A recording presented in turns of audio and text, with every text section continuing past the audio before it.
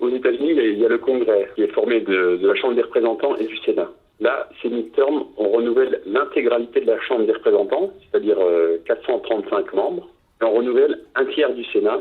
On renouvelle là cette fois 35 des 100 sénateurs. En fait. Sans compter qu'on renouvelle aussi pendant ces élections une partie des gouverneurs.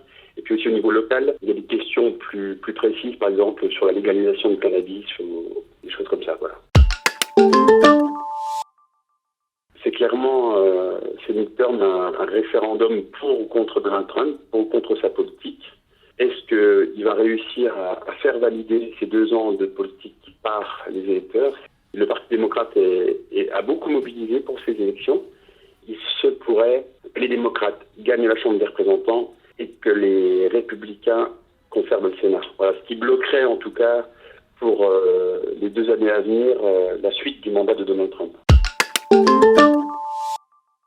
Alors clairement, Donald Trump, on l'a vu depuis quelques semaines, a insisté sur l'immigration. Voilà, c'est un des thèmes majeurs qu'il a martelé, notamment en parlant de la caravane des migrants qui viennent d'Amérique du Sud. L'autre thème, sans doute, ce sera l'économie.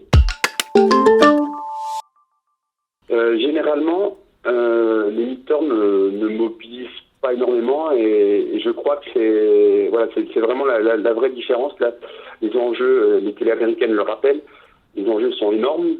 C'est vraiment un référendum contre ou pour Donald Trump et elles ont mobilisé comme jamais. Je crois que ça doit être la 2e fois dans l'histoire qu'elle mobilise autant. J'ai pas le chiffre exact. Un facteur aussi dont il faut tenir compte.